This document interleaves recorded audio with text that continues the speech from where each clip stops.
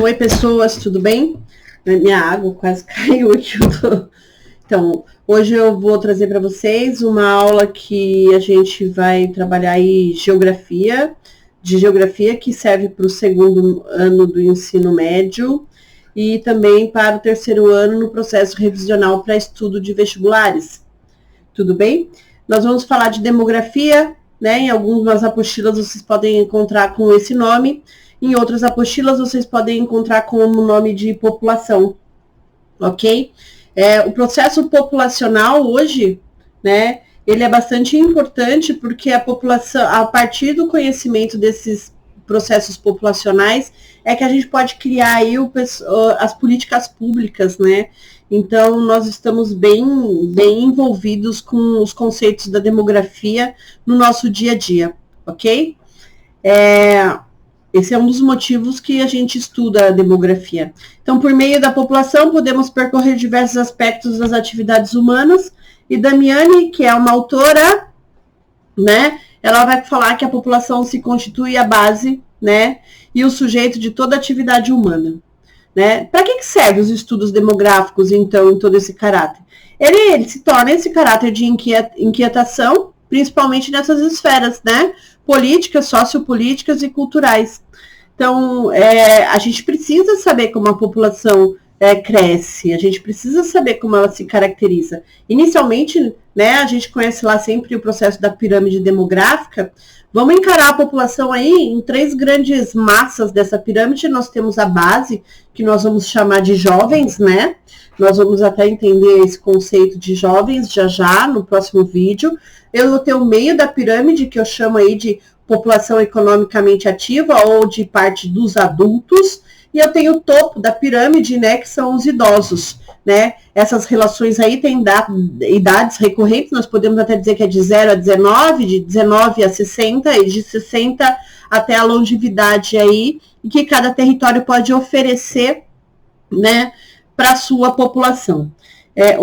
Né, a gente vai entender isso já. Só que não adianta eu falar de dados, de taxas, de índices, de elementos, quando você não entende como a população cresce. Tendo em vista que a gente não planta gente, né? A gente não planta a população. Então, nós não é um processo agrícola, né? Então, o crescimento populacional, ele deve ter um ponto de ebulição, né? Um ponto de partida, um ponto de atração, né? Que se inicia isso. E aí a gente vai entender através dessas 3 teorias demográficas iniciais, a teoria malthusiana, a teoria neomalthusiana e a teoria reformista, por que essas populações crescem. Nós temos lá no início do século XVIII, Malthus, essa é a selfie dele, brincadeira, não é a selfie dele, não tinha celular naquela época, né? Era inglês, Thomas Robert Malthus, né? Economista, matemático, e Malthus também era um homem muito religioso. Né? Isso é importante a gente entender quem é a pessoa que constrói a teoria para a gente entender até como ela pensa. Então vamos lá. Malthus vai criar 2 postulados bem fortes em relação ao processo do crescimento populacional. Em 1798 é quando ele publica essas teorias demográficas, né? E ele vai apresentar 2 frentes. Ele vai dizer aquela famosa gráficozinho que a gente fala da PG, né, do crescimento populacional e na progressão geométrica, né, que vai crescer de forma exponencial, e a população que cresce aí num processo de aritmético, né, a produção de alimentos que vai crescer de forma aritmética. O que isso quer dizer, né? Malthus vai dizer que se cresce em progressão geométrica, 2 vezes 2, 4, 4 vezes 4, 16, 16 vezes 16, agora eu não consigo calcular de cabeça, né? Vai crescendo de forma exponencial, isso tirando da frente que não ocorram guerras, nem epidemias, nem desastres naturais para diminuir essa população. Ele vai dizer que essa população vai duplicar a cada 25 anos. Já os alimentos, Malthus não tinha em mente, né, que nós teríamos tecnologia e seríamos muito bons na nossa tecnologia, principalmente no setor agrário, né, onde a tecnologia, onde a dinâmica tecnológica cresce em uma velocidade também exponencial, e ele não previa essas ações, né, que nós conseguiríamos produzir alimentos para populações gigantes. e essa produção aí, então, na cabeça dele existia uma limitação, e a limitação do próprio território, né, dos continentes. Ele chegou a dizer, então, que em um momento, dos momentos mais de pontos de crise, nós teríamos todos os territórios mundiais que fossem agricultáveis, né, estariam ou com uma produção agrícola ali, de produção de alimentos, ou com uma população, e a população continuaria crescendo e chegaria uma hora que nós não teríamos mais espaço para essa produção agrícola. Sendo assim, a população cresceria exponencialmente, né? Então, ele conclui que o ritmo do crescimento populacional é acelerado em relação ao ritmo do crescimento alimentar, né, da produção de alimentos. Mas ele previa mais coisas ainda. Ele achava, né, que um dia estaria esgotado todas essas possibilidades de ter espaços para poder aí produzir alimentos, que todos os espaços estariam ocupados no planeta, ou ocupados pela agricultura ou pela população. Eu acredito que eu já tenha falado isso e estou repetindo. E para isso, ele vai criar uma solução que quem acha o problema tem que, no mínimo, tentar uma solução. E Malthus tenta uma solução que vai se chamar sujeição moral. Mas para a gente pensar em como Malthus pensou nessa solução, desse flagelo, desse sofrimento, nós temos que ter em mente que Malthus é uma pessoa religiosa, né? Trabalha com os números, era um cara liberal, conservador, né? De direita, nada a ver, porque essa posição política do Malthus. Mas a questão que mais pegou aí são as questões que, para você controlar o crescimento populacional, Malthus era contrário aos métodos anticoncepcionais.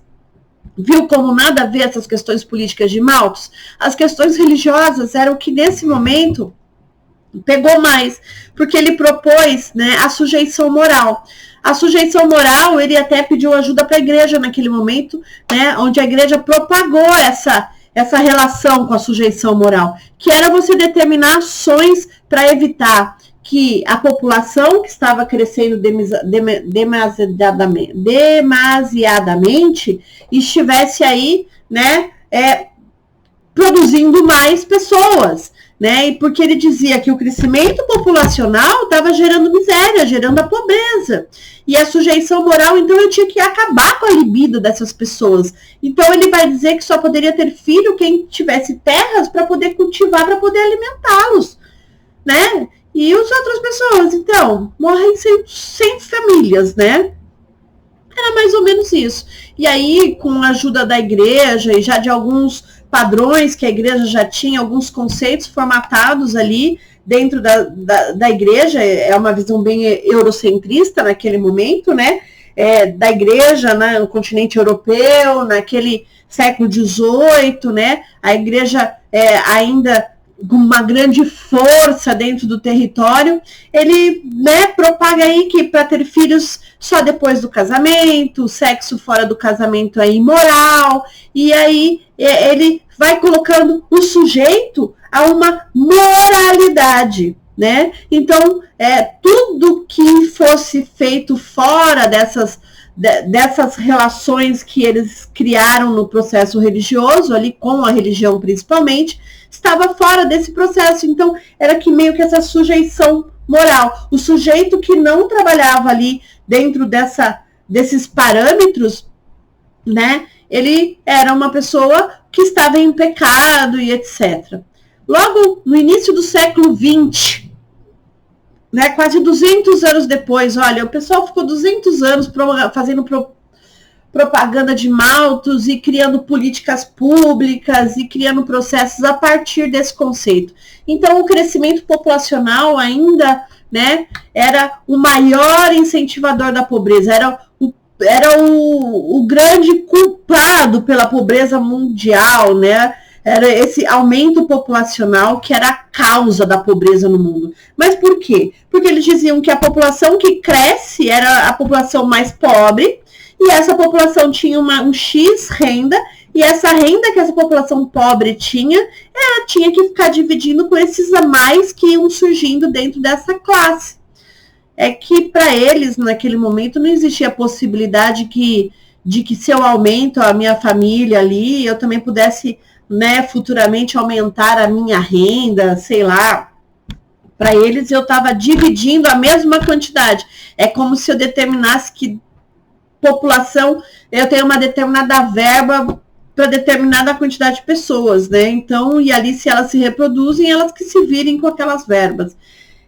É um pensamento que não cola muito hoje nos dias de hoje, mas a gente precisa entender que quanto maior o número de habitantes, os neomalthusianos entendiam então que eles dividiriam essa renda per capita. E aí a explosão demográfica e esse acirramento, esse crescimento das desigualdades sociais, né? Quanto maior a população crescia, e era exatamente a população com menores acessos aos recursos, menor oportunidade, menos informação e até menos acesso às políticas, né, gerava uma desigualdade social absurda. Né? E aí eles propunham, né, os controles de natalidade. Vários lugares do mundo têm controle de natalidade. Aqui no Brasil a gente tem aí a entrega de camisinhas no período de carnaval, contraceptivos e anticoncepcionais lá no posto de saúde, né? Durante um período aqui no Brasil, inclusive, mulheres pobres que tinham filhos e eram mães solteiras, etc., tinham direito de poder fazer a laqueadura, etc. Algumas até chegaram a ser feitas sem a própria autorização da mulher, só pelo fato dela já chegar num hospital público, pobre, mãe solteira, e por aí vai. Né? Na China nós tivemos o controle do filho único, mas não só isso. É bom vocês saberem que nós já tivemos aí no século XX controles de natalidades invertidos, né? Controles para o aumento populacional, não o controle da natalidade em si, né? Não o controle dos nascidos, mas o processo inverso desse controle, nós já tivemos o incentivo da natalidade, né? A França aí durante um tempo é um país com declínio populacional, incentivou casais jovens a terem o segundo filho, né? Informando acho que cada casal ganhava aí uma média de $2.300 para início de começar a guardar dinheiro para a ideia de ter esse segundo filho. A Itália, se eu não me recordo, parece que oferecia uma área, um território para os casais jovens que quisessem morar lá na região da Itália e ter filhos, etc., para morar sem tantos anos sem cobrança. Dá uma pesquisadinha aí na internet, gente, vale a pena conhecer essas preocupações, né? Então, conhecer a demografia é muito bom por essas questões, né? A gente saber que a gente tem que conhecer o processo demográfico, por exemplo, em questão da aposentadoria, aí, para a gente saber quantas pessoas realmente tem lá naquela parte da pirâmide que a gente fala que está os idosos, se de fato a gente tem que aumentar a produção das pessoas ali da fase dos adultos, se realmente tem muitas crianças. O que eu tenho que fazer, né? Por que eu vou ter que trabalhar mais, né? Que o meu pai trabalhou para me aposentar? Será que isso de fato é real? Ou será que eu só investindo na proposta de vou trabalhar o mesmo tanto, mas o meu recolhimento que eu vou pagar lá para o INSS é maior ou menor? Então, essas coisas que acontecem, a gente precisa estar sempre pautado nesses conhecimentos demográficos, né? É importante porque, por exemplo, uma questão de aposentadoria, que é a Previdência, né? Lá na França, em 2012, os jovens foram para as ruas para lutar aí para os termos da Previdência na França. Dá uma pesquisadinha lá para vocês verem.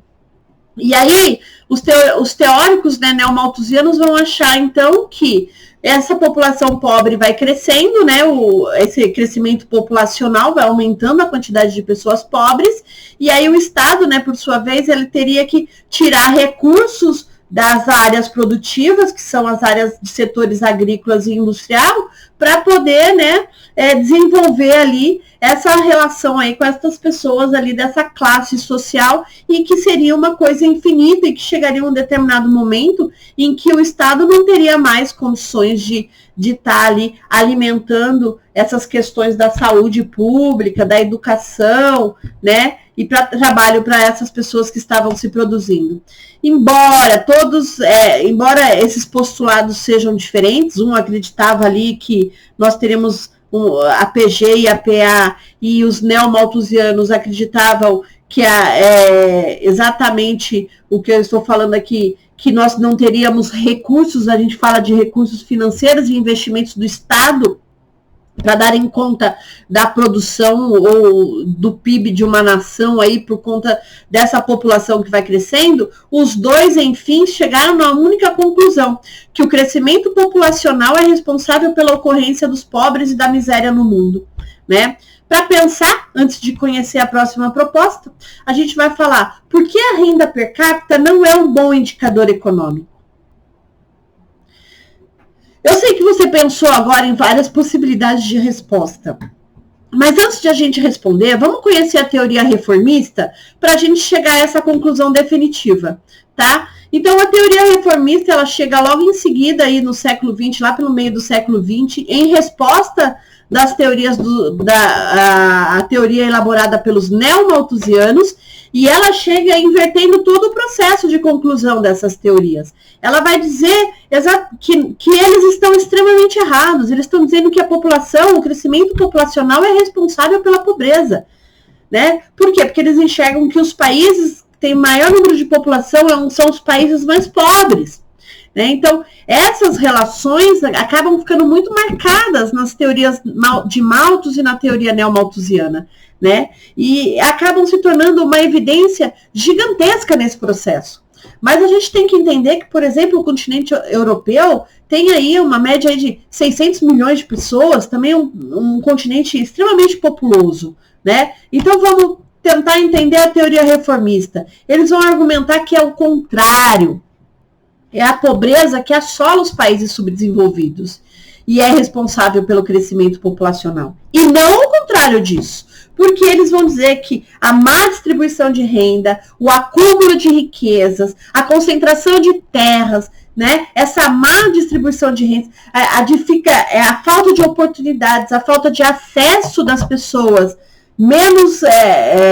mais carentes aos recursos, às informações, às oportunidades, é que assolam a nação com a pobreza, e não o crescimento populacional. Essa relação é invertida, né? Então, quando você não tem muita informação e você não tem também acesso a evitar determinados fenômenos naturais, por exemplo, os contraceptivos, né, os anticoncepcionais, porque o fenômeno natural do homem que acaba exercendo a sua natureza é ter o filho, né? Se você realiza isso depois do casamento, mesmo que seja depois do casamento de forma ativa, é ter o filho, é ficar grávido, é a produção das pessoas. A questão é que isso só era enxergado por Malthus e pelo neomalthusiano, que essa relação estava diretamente ligada com formação de pobreza. Então, que esse crescimento populacional formava gente mais pobre, né? Então, se a gente for pegar por tamanho de área, então a Europa, coitada, a gente tinha que dizer que todo mundo na Europa era pobre, né? A relação não foi bem distinta e relacionada nesse processo. Se a gente fosse continuar com essa teoria neomalthusiana, pensando dessa forma, Brasil e Estados Unidos, né, a gente tem aí um número populacional, quer dizer, América Latina e Estados Unidos, um número populacional bem semelhante, né? Então a gente vai falar assim que os Estados Unidos, teoricamente, também tinha que ter uma população então pobre, né? A questão é que a má distribuição, a má gestão política, a má gestão de governo, quando a gente fala de má distribuição de renda, a gente está envolvendo aí todo o processo de todas as políticas públicas que estão dentro de um processo governamental. Então, essas relações é que a teoria reformista vai acusar e vai dizer que está errada. Essa inversão do processo. São duas maneiras da gente olhar esse processo, claro, são duas maneiras bem contundentes. Mas se a gente perceber que cada pessoa mais que nasce, ela também produz, nós temos que entender, então, para onde vai a riqueza ou o valor da produção daquela pessoa, né, que nasceu a mais, seja em qualquer classe social, né? Então, nós temos que entender como ela produz, né, dentro do território dela, nesse espaço. Então, a gente pega dois indivíduos que surgem, dois indivíduos que produzem, né? Para onde vai o que você chama aquele de pobre, que foi causado pelo excesso populacional por maltos e os neomalthusianos? Para onde vai o que ele produz, o valor que ele produz, a riqueza que ele produz? Ai, professor, ele não produz não, ele é desempregado, vagabundo, porque eu vejo ele ali sem trabalhar, né, sem produzir. Nossa, eu já vou dizer para você então que é uma mão de obra desperdiçada, é um território que não sabe gerir, né, o que você tem. Só para resumir essa aula, né, a gente diria, eu vou dizer uma coisa até que um grande presidente sempre diz, né, a nossa mão de obra é a nossa maior riqueza, né? Isso diria um presidente chinês há anos atrás, que foi Mao Tse-tung, né? Então, ele vai dizer que a mão de obra chinesa, que a produção da população é a maior riqueza que ele possui no território, né? Mas, em contrapartida, nós não vamos falar de China agora, eles têm uma alta desigualdade social, muitos elementos aí estão envolvidos nessa história, nós vamos falar disso lá na frente, tá? Mas é só para você pensar, porque eu acho essa frase bastante interessante, e realmente para todos os governantes, eu gostaria de dizer que a mão de obra que você tem no seu território é a sua maior riqueza. Então, a forma de gerir, de fazer essa mão de obra produzir e virar recursos, e que se esses recursos possam ser distribuídos de forma contundente, sem o acúmulo de renda, ou melhor, sem o acúmulo de riquezas e sem a concentração de terras e com uma distribuição de renda equivalente, ninguém está dizendo aqui para ter uma economia planificada, não. Não é essa a proposta. A proposta é ter uma economia justa, que a produção do indivíduo seja digna e suficiente para sua subsistência a partir do que o ser humano precisa para existir. Só isso, né? Então, talvez seja essas relações, né? Não a concorrência exacerbada ou um lucro absurdo que empresas querem ganhar. Essa é a minha opinião, né? Mas vamos lá, então. Beijo. Pensem bem nisso, vamos estudar esses pontos, porque a gente vai acrescentar esses conceitos agora nas análises demográficas que vamos fazer nas próximas aulas. Para isso, nas próximas aulas, a gente vai conhecer aí qual é a diferença de que a gente chama de um território entre conceitos de populoso e povoado, ok? População relativa e população absoluta. Até a próxima aula, beijo para vocês e a gente se vê por aí logo, logo. Por enquanto, em casa. Ok? Beijinho então, galera. Eu vou desligar aqui. Achei.